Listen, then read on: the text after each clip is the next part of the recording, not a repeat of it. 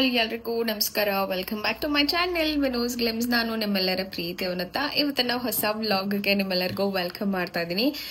So ನೈಟಿಂದ ವ್ಲಾಗ್ನ start ಮಾಡ್ತಾ ಇದ್ದೀನಿ. ಯಾಕೋ ಸಿಕ್ಕಾಬಟ್ಟೆ ಹೊಟ್ಟೆ ಉರಿ ಅಂತ ಅನ್ನಿಸ್ತಾ ಇತ್ತು. ಗೊತ್ತಿಲ್ಲ ಯಾಕೆ ಅಂತ, ಇದ್ದಕ್ಕಿದ್ದಂಗೆ ಫುಲ್ ಬರ್ನಿಂಗ್ ತರ ಸೆನ್ಸೇಷನ್ ಆಗ್ತಾ ಇದೆ. ಸೊ ಅದಕ್ಕೆ ನೈಟ್ ಏನು ಊಟ ಮಾಡೋಕ್ಕಾಗ್ತಲ್ಲ. ಗೊತ್ತಿಲ್ಲ ಪಾಪುಗೆ ಹೇಗೆ ಹಾಲು ಕುಡಿಸ್ತೀನೋ ಅಂತ. ಬಟ್ ಅದೇ ರಾಗಿ ಮಾಲ್ಟ್ ಮಾಡ್ಕೊಂಡಿದ್ದೀನಲ್ಲ ಮನೆಯಲ್ಲಿ, ಅದನ್ನ ಮಾಡಿಟ್ಕೊಂಡಿದ್ದೀನಿ. ಬಿಸಿ ಬಿಸಿ ಇದೆ. ಸೊ ಅಷ್ಟೊತ್ತಿಗೆ ಪಾಪುಗೆ ಡೈಪರ್ ಚೇಂಜ್ ಮಾಡಬೇಕಿತ್ತು. ಬನ್ನಿ ಬೇಗ ಚೇಂಜ್ ಮಾಡಿ ವ್ಲಾಗ್ನ ಸ್ಟಾರ್ಟ್ ಮಾಡೋಣ. ಇನ್ನು ನೀವು ಯಾರಾದ್ರೂ ನನ್ನ ಚಾನಲ್ಗೆ ಸಬ್ಸ್ಕ್ರೈಬ್ ಆಗ್ದಲೇ ನೋಡ್ತಾ ಇದ್ದೀರಾ ಅಂದ್ರೆ ಬೇಗ ಹೋಗಿ ನನ್ನ ಚಾನಲ್ಗೆ ಸಬ್ಸ್ಕ್ರೈಬ್ ಆಗಿ ಸಪೋರ್ಟ್ ಮಾಡಿ ಅಂತ ಹೇಳ್ತಾ ಇವತ್ತಿನ ವ್ಲಾಗ್ನ ಶುರು ಮಾಡೋಣ. So let's get started. ಅಮ್ಮ ಮಾಡ್ತಾ ಇದ್ದಾಳೆ, ಅಮ್ಮ ಡೈಪರ್ ಚೇಂಜ್ ಮಾಡ್ತಿದ್ದಾಳೆ ಈಗ ಪಾಪುಗೆ. ಆಮೇಲೆ ಪಾಪು ತಾಚಿ ಮಾಡುತ್ತೆ ಅಲ್ವಾ. ಓ ಮೈ god, there is a surprise. There is a surprise. I need to clean. ಇನ್ನು ಟೈಮ್ ಲೇಟೇ ಆಗೋಯ್ತು. ಪಾಪುಗೆ ಡೈಪರ್ ಎಲ್ಲ ಚೇಂಜ್ ಮಾಡಿಕೊಂಡು ಮಲ್ಗೋ ಟೈಮ್ಗೆ ಪಾಪುಗೆ ಒಂದು ಸ್ವಲ್ಪ ಮಸಾಜ್ ಮಾಡಿ ಅವ್ನಿಗೆ ಒಂದು ಸ್ವಲ್ಪ ಕೈಕಾಲೆಲ್ಲ ಒತ್ಕೊಟ್ರೆ ರಿಲ್ಯಾಕ್ಸ್ ಫೀಲ್ ಮಾಡ್ಕೊತಾನೆ. ಅವನು ಖುಷಿಯಾಗಿ ಮಲ್ಕೊಳ್ತಾನೆ. ಆ್ಯಂಡ್ ಸ್ವಲ್ಪ ಫ್ರೀಯಾಗೂ ಕೂಡ ಬಿಡಬೇಕಲ್ವಾ ಮಕ್ಕಳಿಗೆ. ಕ್ಲಾತ್ ಡೈಪರ್ ಆಗಲಿ ಅಥವಾ ಏನೋ ಪ್ಲಾಸ್ಟಿಕ್ ಡೈಪರ್ಸ್ ಆಗಲಿ ನಾವು ಹಾಕೋದ್ರಿಂದ ಮಕ್ಕಳು ಒಂಥರ ತುಂಬ ಇರಿಟೇಷನ್ ಫೀಲ್ ಆಗುತ್ತೆ ಅವರಿಗೆ. ಸೊ ಹಾಗಾಗಿ ಆದಷ್ಟು ಒಂದು 2 hours ಒಂದ್ಸತಿ ಅಥವಾ 1 hour ಒಂದ್ಸತಿ ತೆಗೆದುಬಿಟ್ಟು ಅವ್ರಿಗೆ ರಿಲ್ಯಾಕ್ಸ್ ಮಾಡೋದ್ರಿಂದ ಅವರು ರಿಲ್ಯಾಕ್ಸ್ ಫೀಲ್ ಆಗ್ತಾರೆ ಅಂತಲೇ ಹೇಳ್ಬೋದು. ಇನ್ನು ಪ್ರತಿ ಸತಿ ನಾನು ಆಯಿಲ್ ಹಚ್ಚಿದಾಗ್ಲೂ ಒಂಥರ ಮಸಾಜ್ ಮಾಡಿಸ್ತೀನಿ, ಸೈಕ್ಲಿಂಗ್ ಎಕ್ಸಸೈಸ್ ಮಾಡಿಸ್ತೀನಿ. ಇನ್ನು ಆ ರೀತಿ ಸೈಕ್ಲಿಂಗ್ ಎಕ್ಸಸೈಸ್ ಮಾಡಿದಾಗಲೂ ಕೂಡ ಪಾಪು ಒಂದು ಸ್ವಲ್ಪ ಏರ್ ಪಾಸ್ ಮಾಡೋದು ಮಾಡ್ತಾನೆ. ಸೊ ದಟ್ ಅವನಿಗೆ ಇಷ್ಟೋ ರಿಲ್ಯಾಕ್ಸ್ ಆಗುತ್ತೆ. ಮಕ್ಕಳು ಜಾಸ್ತಿ ಹಾಲು ಕುಡಿಯೋದಕ್ಕೂ ಈ ರೀತಿ ಆಯಿಲ್ ಹಚ್ಚಿ ಸೈಕ್ಲಿಂಗ್ ಎಕ್ಸಸೈಸ್ ಮಾಡೋದ್ರಿಂದ ಮಕ್ಕಳು ಏರ್ನ ಪಾಸ್ ಮಾಡ್ತಾರೆ. ಆವಾಗ ಆರಾಮ್ ಅಂತ ಅನಿಸುತ್ತೆ ಅವರಿಗೆ. ಆ್ಯಂಡ್ ಇನ್ನೂ ಒಂದೇನು ಅಂತಂದರೆ, ಯೂಶ್ವಲಿ ಅವನು ಎದ್ದಾದಮೇಲೆ ಈ ರೀತಿ ಆಯಿಲ್ ಹಚ್ಚಾದ್ಮೇಲೆ ಅವನಿಗೆ ಟಮ್ಮಿ ಟೈಮ್ ಕೂಡ ಕೊಡ್ತೀನಿ. ಸೊ ಟಮ್ಮಿ ಟೈಮ್ ಕೊಡೋದ್ರಿಂದ ಕೂಡ ಮಕ್ಕಳಿಗೆ ಏರ್ ಏನಿದೆ ಅಥವಾ ಕಾಲಿಕ್ ಪೇನ್ ಏನಿದೆ ಅದು ಕೂಡ ರೆಡ್ಯೂಸ್ ಆಗುತ್ತೆ. ಮತ್ತು ಕತ್ತು ಮಸಲ್ಗೂ ಕೂಡ ಸ್ಟ್ರೆಂತ್ ಬರುತ್ತೆ ಅಂತಲೇ ಹೇಳ್ಬೋದು. ಆಯಿಲ್ನ ಅಪ್ಲೈ ಮಾಡಿ ಮಸಾಜ್ ಮಾಡಿ ಒಂದು ಸ್ವಲ್ಪ ಹೊತ್ತು ಅವನಿಗೆ ರೆಸ್ಟ್ ಮಾಡೋದಕ್ಕೆ ಬಿಟ್ಬಿಡ್ತೀನಿ. ಆ್ಯಂಡ್ ನಾನು ಹೋಗಿ ಈಗ ಊಟ ಏನಾದರೂ ಮಾಡಬೇಕು. ಇನ್ನು ಈ ಒಂದು ಮಾಲ್ಟ್ ನಾನೇನು ಮಾಡ್ಕೊಂಡಿದ್ದೀನಲ್ವ, ತುಂಬಾ ಸ್ಟಮಕ್ ಫಿಲ್ಲಿಂಗ್ ಅಂತ ಹೇಳ್ಬೋದು. ತುಂಬಾ ರುಚಿಯಾಗೂ ಇರುತ್ತೆ, ಹಾಗೆ ಅಷ್ಟೇ ಹೊಟ್ಟೆ ತುಂಬ್ದಂಗೂ ಅಂತ ಅನಿಸುತ್ತೆ. ರಾಗಿ ಇರೋದ್ರಿಂದ ನಮಗೆ ಯೂಶ್ವಲಿ ಡೆಲಿವರಿ ಆದಾಗ ತುಂಬಾ ಬ್ಲಡ್ ಲಾಸ್ ಆಗಿರುತ್ತೆ. ಆ ಒಂದು ಟೈಮಲ್ಲಿ ನಾವು ರೀಗೇನ್ ಮಾಡ್ಕೊಳ್ಬೇಕು, ಬ್ಲಡ್ ಇಂಪ್ರೂವ್ ಮಾಡ್ಕೋಬೇಕು, ಹಿಮೋಗ್ಲೋಬಿನ್ ಇಂಪ್ರೂವ್ ಮಾಡ್ಕೋಬೇಕಂದ್ರೆ ಆದಷ್ಟು ರಾಗಿ ಅನ್ನುವಂಥದ್ದು ತಿನ್ನೋದ್ರಿಂದ, ಬಿಕಾಸ್ ಯೂಶ್ವಲಿ ನಮಗೆ ರಾಗಿ ಸಿಗುತ್ತೆ ಆರಾಮಾಗಿ ಆ್ಯಂಡ್ ಇಲ್ಲೇ ನಮ್ಮ ಸುತ್ತಮುತ್ತ ಬೆಳೆಯುವಂಥದ್ದು. ಹಾಗಾಗಿ ಈ ರಾಗಿನ ಸೇವಿಸೋದ್ರಿಂದ ಬ್ಲಡ್ ಕೂಡ ಇಂಪ್ರೂವ್ ಆಗುತ್ತೆ. ಆ್ಯಂಡ್ ತುಂಬ ಚೆನ್ನಾಗಿ ಕೇಳ್ತಾ ಇದ್ರಿ ಯಾವ ಬ್ರ್ಯಾಂಡ್ ಡೈಪರ್ಸ್ನ ಯೂಸ್ ಮಾಡ್ತೀರಾ ಅಂತ ಹೇಳಿ. ಆ್ಯಕ್ಚುಲಿ ಶೇರ್ ಮಾಡಬೇಕು, ನೀವು ಯಾವ ಡೈಪರ್ ಯೂಸ್ ಮಾಡ್ತೀರಾ ಅಂತ ಕೇಳ್ತಾ ಇದ್ರಿ. ಸೊ ಪಾಪುಗೆ ನಾನು ಟೆಡಿ ಅನ್ನೋ ಅಂಥದ್ದು ಒಂದು ಡೈಪರ್ ಯೂಸ್ ಮಾಡ್ತಾ ಇದ್ದೆ. ಅದು ಆನ್ಲೈನ್ ಬುಕ್ ಮಾಡಿದ್ದು. ಬಟ್ ಆದರೆ I don't recommend it, because 4 to 8 kgs ಅಂತ ಹೇಳಿದ್ರು ಆಯ್ತಾ. ಬಟ್ ಆದರೆ 4 to 8 kgs ಹಾಕಿದ್ರು ಕೂಡ ಪಾಪುಗೆ ಒಂಥರ ಎಲಾಸ್ಟಿಕ್ ಏನಿದೆ ತುಂಬಾ ಟೈಟ್ ಇದೆ. ಸೊ ಅದಕ್ಕೆ ಈ ಸತಿ ಮಮ್ಮಿ ಪೊಕ್ಕೋ ಪ್ಯಾಂಟ್ಸ್ ತಗೊಂಡ್ ಬರೋಣ ಅಂತ ಅನ್ಕೊಂಡಿದೀವಿ. ಸೊ ಅದು ಕಂಪ್ಲೀಟ್ ಖಾಲಿ ಆಗಿದೆ. ಇವತ್ತಿಗೆ ಆಕ್ಚುಲಿ ಅದು ಖಾಲಿ ಆಯ್ತು. ತೋರಿಸ್ತೀನಿ ನಿಮಗೆ ಕವರು. 4 to 8 kgs ಅಂತ ಹೇಳಿದ್ದಾರೆ. ಬಟ್ ಎಲಾಸ್ಟಿಕ್ ತುಂಬಾ ಟೈಟ್ ಆಗ್ತಾ ಇತ್ತು ಪಾಪುಗೆ. ಸಂಭಾವ ಅದನ್ನ ಖಾಲಿ ಮಾಡಿದ್ವಿ ಇವಾಗ. ಸೊ ನೆಕ್ಸ್ಟ್ ಬೇರೆ ಸೈಜ್ದು ಬೇರೆ ಕಂಪನಿದು ಟ್ರೈ ಮಾಡ್ಬೇಕು. ಭೈರವ್ಗೆ ನಾವು ಫಸ್ಟ್ ಸ್ಟಾರ್ಟಿಂಗು ಮಮ್ಮಿ ಇದು ಪ್ಯಾಂಪರ್ಸ್ ಯೂಸ್ ಮಾಡ್ತಾ ಇದ್ವಿ. ಅದಾದ್ಮೇಲೆ ಮಮ್ಮಿ ಪೊಕ್ಕೋ ಪ್ಯಾಂಟ್ಸ್ ಯೂಸ್ ಮಾಡ್ತಾ ಇದ್ವಿ. ಸೊ ಈ ಸತಿ ಪಾಪು MamyPoko pants size 4 to 8 kgs with 78 diapers ಬರುತ್ತೆ ಅಂತ ಹೇಳಿ. ಅಬ್ಸಾರ್ಪ್ಷನ್ ಎಲ್ಲ ಚೆನ್ನಾಗಿತ್ತು. ಅಬ್ಸಾರ್ಪ್ಷನ್ ಪಾಪುಗೆ ಯಾವುದೇ ರೀತಿ ರ್ಯಾಷಸ್ ಆಗ್ತಾ ಇರ್ಲಿಲ್ಲ. ಬಟ್ ಆದ್ರೆ ತುಂಬಾ ಟೈಟ್ ಆಗ್ತಾ ಇತ್ತು. ಅದು ಹೊಟ್ಟೆ ಹತ್ರ ವೇಸ್ಟ್ ಬೆಲ್ಟ್ ಆಗ್ತೀವಲ್ಲ, ಅಲ್ಲಿ ತುಂಬಾ ಟೈಟ್ ಆಗ್ತಾ ಇತ್ತು ಪಾಪುಗೆ. 4 to 8 kgs ಇಲ್ಲ ಅವನು, ಆದ್ರೂ ಒಂಥರ ಎಲಾಸ್ಟಿಕ್ ಟೈಟ್ ಆಗ್ತಿತ್ತಲ್ಲ. ಸೊ ಅದಕ್ಕೆ ಈ ಸತಿ ಬೇರೆ ಡೈಪರ್ ಬ್ರ್ಯಾಂಡ್ ಚೇಂಜ್ ಮಾಡಬೇಕು ಅಂತ ಅನ್ಕೊಂಡಿದೀವಿ. ಸೊ ಯಾಕೆ ಚೇಂಜ್ ಮಾಡ್ತೀನಿ ಅಂತ ಕೂಡ ನಾನು ನಿಮಗೆ ಹೇಳ್ತೀನಿ ನೆಕ್ಸ್ಟ್. ಅದ್ರದ್ದು ರಿವ್ಯೂಸ್ ಹೇಳ್ತೀನಿ. ಬಿಕಾಸ್ ಇದು ಚೆನ್ನಾಗಿರುತ್ತೆ ಅಂತ ಅನ್ಕೊಂಡು ತಂದ್ವಿ. ಬಿಕಾಸ್ ನಾವು ಹಾಸ್ಪಿಟಲ್ ಅಲ್ಲಿ ಇದ್ದಾಗ ಇದ್ರದೇ ಚಿಕ್ಕ ಪ್ಯಾಕ್ ಕೊಟ್ಟಿದ್ರು. ಸೊ ಅವಾಗ ಚೆನ್ನಾಗಿತ್ತು, ಪಾಪುಗೆ ಕಂಫರ್ಟಬಲ್ ಆಗಿದ್ದ ಅಂತ ಹೇಳಿ ಅದನ್ನೇ ಬುಕ್ ಮಾಡಿದ್ವಿ. ಬಟ್ ಅದು ಈ ತರ ಆಗಿದೆ. ಸೊ ನೋಡೋಣ ನೆಕ್ಸ್ಟ್ ಯಾವ್ದು ತಗೊಳ್ತೀನಿ ಅಂತ ಹೇಳ್ತೀನಿ. Like your brother? Infinity. Infinity? Yeah. You like him Infinity? Yeah. Oh my god. Why you like him so much? He's a baby, right? So? I like it.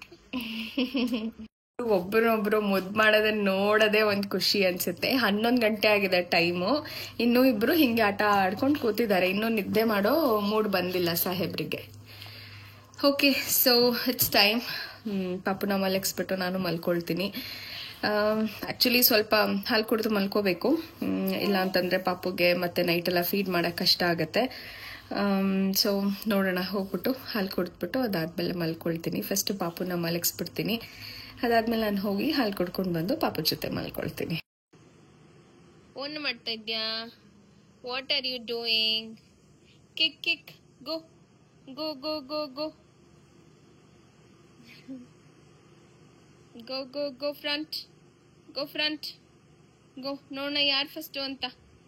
Who is first, who is first? Crawl crawl crawl, both of you crawl, crawl crawl crawl. Who is first? Yes, yes, yes. Come on, Achu, come on, you can do it. ಹೋಗು.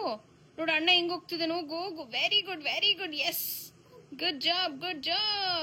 A lonely elephant was wandering the forest looking for friends.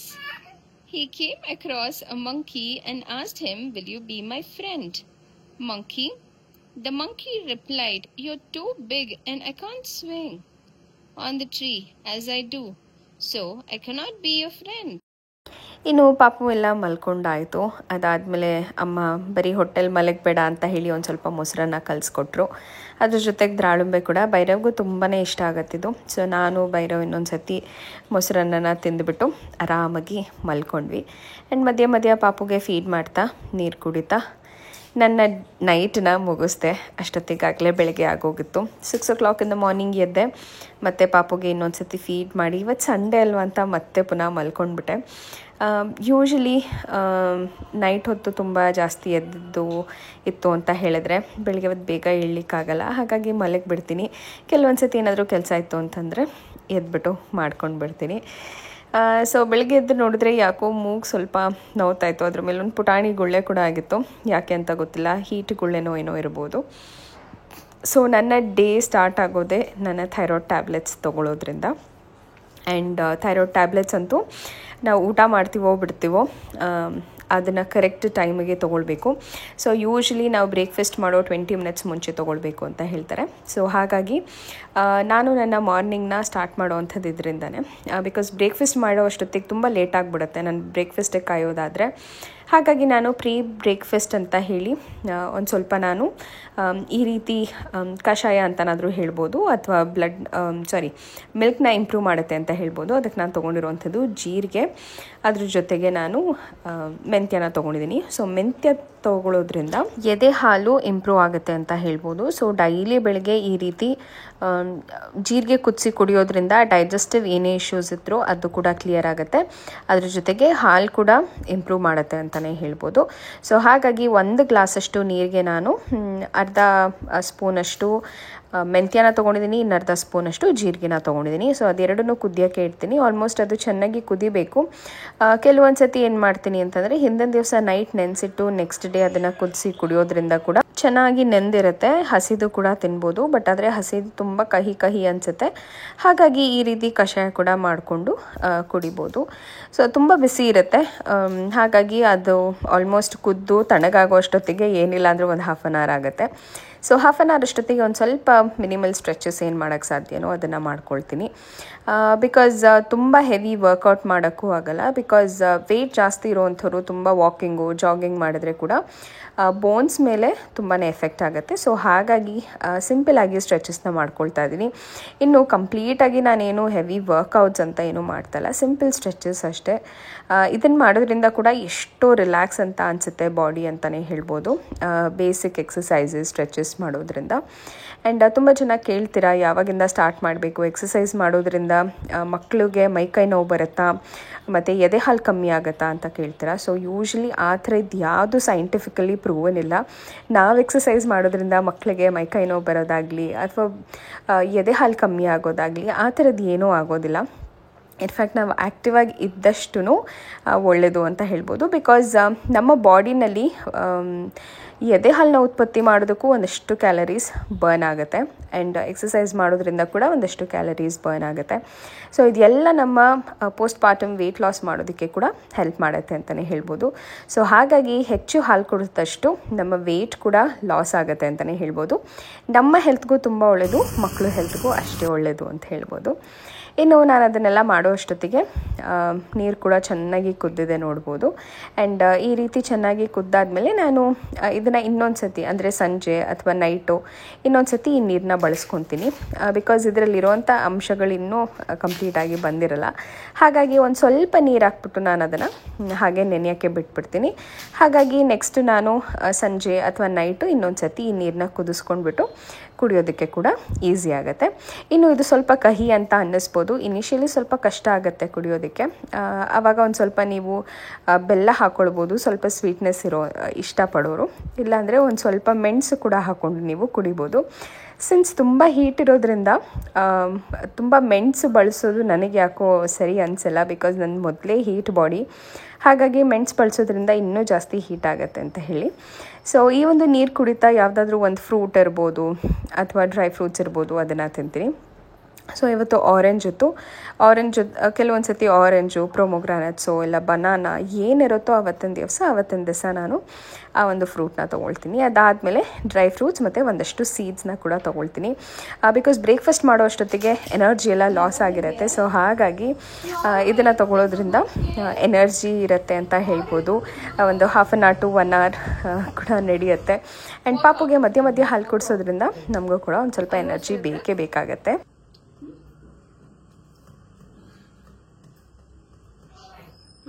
Hello, good morning ಎಲ್ಲರಿಗೂ. ಸೇ good morning. ಅಲ್ಲ, good morning. Good morning. ಇನ್ನು ಪಾಪುಗೆ ಎಣ್ಣೆ ಹಚ್ಚಿ massage ಮಾಡಬೇಕು. So ಇವತ್ತಿನ ಹೊಸ ಬ್ಲಾಗ್ಗೆ ನಿಮ್ಮೆಲ್ಲರಿಗೂ ವೆಲ್ಕಮ್ ಮಾಡ್ತಾ ಇದ್ದೀನಿ. ತುಂಬ ದಿವಸನೇ ಆಗೋಗಿತ್ತು ವ್ಲಾಗ್ನ ಸ್ಟಾರ್ಟ್ ಮಾಡಿ ಅಥವಾ ವ್ಲಾಗ್ನ ಮಾಡಿ. ಕೇಳ್ತಾ ಇದ್ವಿ ವ್ಲಾಗ್ ಮಾಡಿ, ಡೈಲಿ ವ್ಲಾಗ್ಸ್ ಅಂತ ಹೇಳಿ. ಸೊ ಅದಕ್ಕೆ ಈ ಒಂದು ವ್ಲಾಗ್ನ ನನ್ನ ಜೊತೆ ಶೇರ್ ಮಾಡ್ತಾ ಇದ್ದೀನಿ. ಸೊ ಎಸ್, ಟೈಮ್ ಹತ್ತಿರ 10:30, 10:40 ಆಗ್ತಾ ಬರ್ತಾ ಇದೆ. ಇವತ್ತು ಸಂಡೇ ಆಗಿರೋದ್ರಿಂದ ಲೇಜಿ ಇದೆ. ಇನ್ಫ್ಯಾಕ್ಟ್ ಸಮ್ಮರ್ ಹಾಲಿಡೇ ಸ್ಟಾರ್ಟ್ ಆದಾಗಿಂದ ನಾವೆಲ್ಲ ಲೇಜಿ ಆಗೋಗ್ಬಿಟ್ಟಿದ್ದೀವಿ. ಯಾಕೆ ಅಂದರೆ ಭೈರವ್ ಸ್ಕೂಲ್ಗೆ ಹೋಗೋದಿಲ್ಲ. ಸೊ ಹಾಗಾಗಿ ಅವನಿಗೆ ಬೇಗ ಎಬ್ಬರಿಸೋದಿಲ್ಲ. ಹಾಗಾಗಿ ಬ್ರೇಕ್ಫಾಸ್ಟ್ ಅವನು ಎದ್ಮೇಲೆ ಮಾಡ್ಕೊಳ್ಳೋಣ ಬಿಡು ಅಂತ ಹೇಳಿ ಎಲ್ಲನೂ ಡಿಲೇ ಆಗ್ತಾನೆ ಹೋಗ್ತಾ ಇದೆ. ಬಟ್ ಪಾಪುದಂತೂ ಅವನದು ಕೆಲಸ ಅವ್ನ ಟೈಮಿಗೆ ಆಗ್ಬಿಡ್ಬೇಕು. ಸೊ ಅವನಿಗೆ ಹಾಲು ಕುಡಿಸೋದಲ್ವಾ. ಸೊ ನಾನು ಏನೋ ಒಂಚೂರು ತಿನ್ಕೊಂಡ್ಬಿಟ್ಟು ಪಾಪಗೊಂದು ಹಾಲು ಕುಡಿಸ್ಬಿಟ್ರೆ ಆಯಿತು ಅಂತ ಹೇಳಿ ನನ್ನ ಡೇನ ಸ್ಟಾರ್ಟ್ ಮಾಡ್ತೀನಿ. ಸೊ ಈಗ ಬ್ರೇಕ್ಫಾಸ್ಟ್ ಏನಾದರೂ ಪ್ರಿಪೇರ್ ಮಾಡಬೇಕು, ಉಪ್ಮಾ ಮಾಡ್ಕೊಳ್ಳೋಣ ಆಗಬೇಕಾಗಿ ಅಂತ ಅಂದ್ಕೊಂಡಿದ್ದೀನಿ. ಈಸಿ ಕೂಡ, ಬೇಗ ಕೂಡ, ಆ್ಯಂಡ್ ಬಿಸಿ ಬಿಸಿ ತಿನ್ನೋಕ್ಕೆ ಚೆನ್ನಾಗಿರುತ್ತೆ. ಇನ್ನು ಭೈರವ್ ಪಪ್ಪ ಇದ್ದಾಳೋ ಅಷ್ಟೊತ್ತಿಗೆ ಉಪ್ಪಿಟ್ಟು ಕೂಡ ಆಗುತ್ತೆ. ಪಾಪು ಕೂಡ ಇನ್ನೊಂದು ರೌಂಡ್ ಮಲ್ಕೊಳ್ತಾನೆ. ಈಗ ಡೈಪರ್ ಚೇಂಜ್ ಮಾಡಿ ಅವನಿಗೆ ಒಂದು ಸ್ವಲ್ಪ ಎಣ್ಣೆನ ಹಚ್ಚಿ ಮಲಗಿಸಿದ್ದೀನಿ. ಯೂಶ್ವಲಿ ಕೇಳ್ತಾ ಇದ್ರಿ ನೀವು ಪಾಪುಗೆ ರ್ಯಾಷಸ್ ಆಗುತ್ತಾ ಅಂತ ಹೇಳಿ. ರ್ಯಾಷಸ್ ಆಗಕ್ಕೆ ನಾನು ಬಿಡೋದೇ ಇಲ್ಲ. ಯಾಕೆ ಅಂದರೆ ಪ್ರತಿ ಸತಿ ನಾನು ಡೈಪರ್ ಚೇಂಜ್ ಮಾಡಿದಾಗ್ಲೂ ಅವಳನ್ನ ಹಚ್ಬಿಡ್ತೀನಿ. ಸೊ ದ್ಯಾಟ್ ಆ ರೀತಿ ಏನಾದರೂ ಕೆಂಪು ರ್ಯಾಷಸ್ ಆ ಥರ ಏನಾದರೂ ಇತ್ತು ಅಂದ್ರೂ ಹೋಗ್ಬಿಡತ್ತೆ ಅದು. ಸೊ ಆಲ್ಮೋಸ್ಟ್ ನಾನು ಡೇನಲ್ಲಿ ಒಂದು 4 to 5 times ಚೇಂಜ್ ಮಾಡ್ತೀನಿ, ಇಲ್ವಾ 3 to 4 times ಚೇಂಜ್ ಮಾಡ್ತೀನಿ. ಅಂದರೆ ಪ್ರತಿ ಸತಿ ಆಯಿಲ್ನ ಅಪ್ಲೈ ಮಾಡಿರ್ತೀನಿ. ಅಪ್ಲೈ ಮಾಡಿಬಿಟ್ಟು ಒಂದು ವೆಟ್ ವೈಪ್ಸಲ್ಲಿ ನೀಟಾಗಿ ಕ್ಲೀನ್ ಮಾಡಿಬಿಟ್ಟು ಆಮೇಲೆ ಅಪ್ಲೈ ಮಾಡೋದ್ರಿಂದ ಮಕ್ಕಳಿಗೆ ಯಾವುದೇ ರೀತಿ ರ್ಯಾಷಸ್ ಆಗೋದಕ್ಕೆ ಹೆಲ್ಪ್ ಮಾಡಲ್ಲ. ತುಂಬ ಹೊತ್ತು ಸ್ಕಿನ್ ಡ್ರೈ ಆದಾಗ ಮಾತ್ರ ಮಕ್ಕಳಿಗೆ ರ್ಯಾಷಸ್ ಆಗುತ್ತೆ. ಇಲ್ಲ ತುಂಬ ಯೂರಿನ್ ಪಾಸ್ ಮಾಡ್ಕೊಂಡಿದ್ದಾಗ ಅದು ಹಾಗೆ ಸೆಲ್ತಂಗೆ ಅನ್ಸ್ಬಿಡುತ್ತೆ, ಅಂದರೆ ವೈಟ್ ಆಗಿಬಿಡುತ್ತೆ ಆ ಸ್ಕಿನ್ನು. ಸೊ ಅದು ಎಷ್ಟೋ ರೆಡ್ಯೂಸ್ ಆಗುತ್ತೆ ನಾವು ಆಯಿಲ್ನ ಅಪ್ಲೈ ಮಾಡೋದ್ರಿಂದ. ಸೊ ಅದು ಒಂದು ರೆಗ್ಯುಲರ್ ಹ್ಯಾಬಿಟ್ ಮಾಡ್ಕೊಂಡ್ಬಿಡಿ. ಸೊ ದಟ್ ರ್ಯಾಷಸ್ ಆದಮೇಲೆ ರ್ಯಾಷ್ ಕ್ರೀಮ್ ಹಾಕೊಳ್ಳೋ ಬದಲು ಅದಕ್ಕೆ ಮುಂಚೆನೇ ಈ ರೀತಿ ಆಯಿಲ್ನ ಅಪ್ಲೈ ಮಾಡೋದ್ರಿಂದ ಮಕ್ಕಳ ಸ್ಕಿನ್ ಕೂಡ ಚೆನ್ನಾಗಿ ಇರುತ್ತೆ. ಆ ಏರಿಯಾದಲ್ಲಿ ಡೈಪರ್ ಹಾಕಿರೋದ್ರಿಂದ ತುಂಬ ವೆಟ್ ಅನಿಸ್ತಾ ಇರುತ್ತೆ, ಮಕ್ಳಿಗೂ ಇರಿಟೇಷನ್ ಆಗ್ತಾ ಇರುತ್ತೆ. ಸೊ ಒಂದು ಸ್ವಲ್ಪ ಆಯಿಲ್ನ ಹಚ್ಬಿಟ್ಟು ಒಂದು ಸ್ವಲ್ಪ ಹೊತ್ತು ಹಾಗೆ ಬಿಡೋದ್ರಿಂದ ಕೂಡ ಮಕ್ಳಿಗೆ ರಿಲ್ಯಾಕ್ಸ್ ಅಂತ ಫೀಲ್ ಆಗುತ್ತೆ. ಸೊ ಸಾಹೇಬ್ರು ಈಗ ರಿಲ್ಯಾಕ್ಸೇಷನ್ ಸೆಷನಲ್ಲಿದ್ದಾರೆ, ನಾನು ಬ್ರೇಕ್ಫಾಸ್ಟ್ಗೆ ಶುರು ಮಾಡ್ಕೊಳ್ತೀನಿ.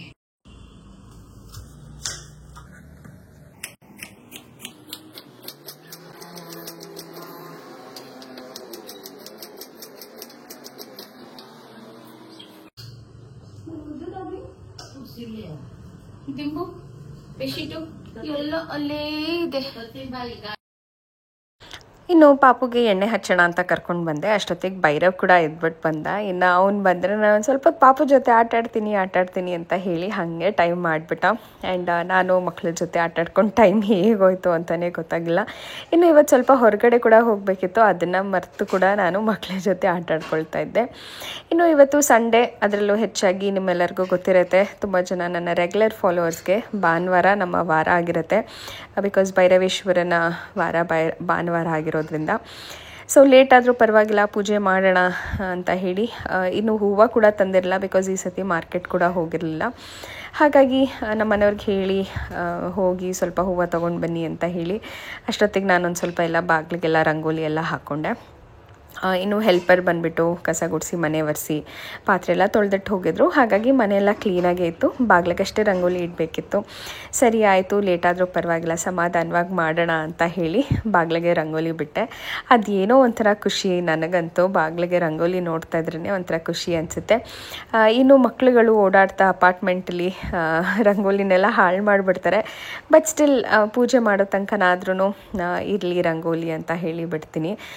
ಕೆಲವೊಂದು ಸತಿ ಪಾಪುನ ಇಟ್ಕೊಂಡು ನಮಗೆ ಯಾವ ರೀತಿ ಬೇಕೋ ಆ ರೀತಿ ರಂಗೋಲಿ ಬಿಡಲಿಕ್ಕಾಗಲ್ಲ, ಪಟಪಟ ಅಂತ ಯಾವುದಾಗುತ್ತೋ ಚಿಕ್ಕದಾಗಿ ಬಿಟ್ಬಿಡ್ತೀನಿ.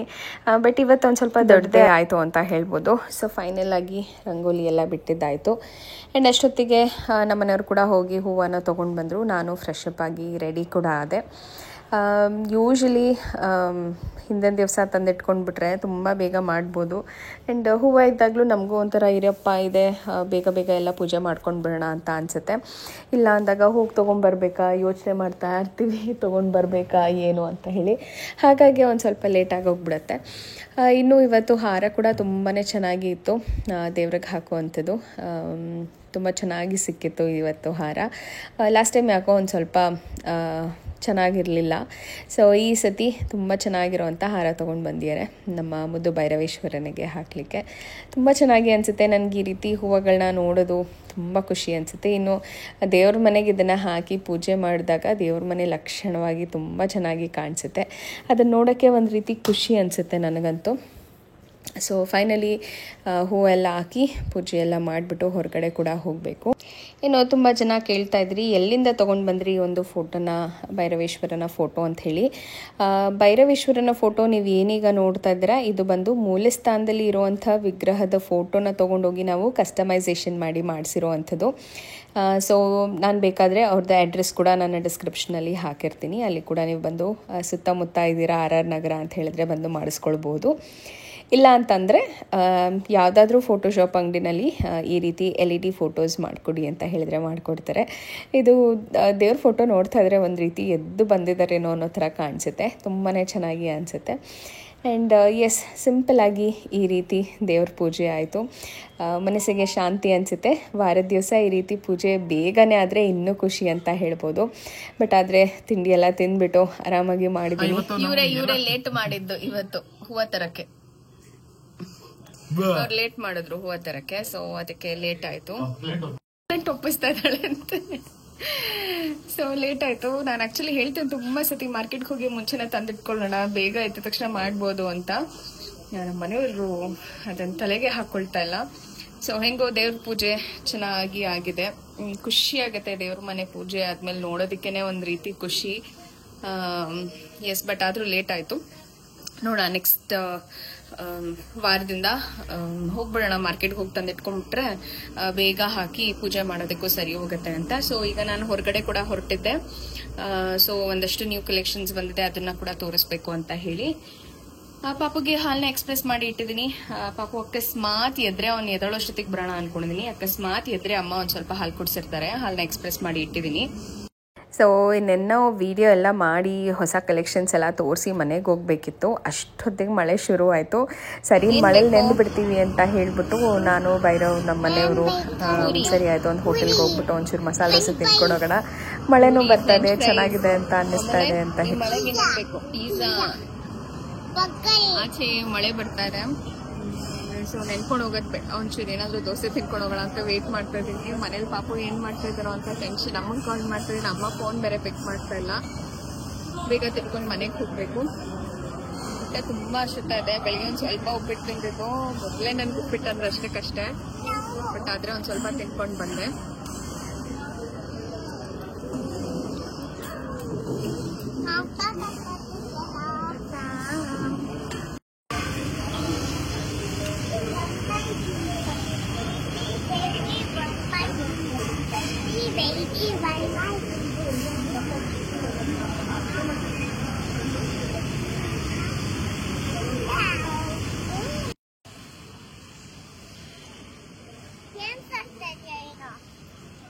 ಪಾವ್ ಭಾಜಿ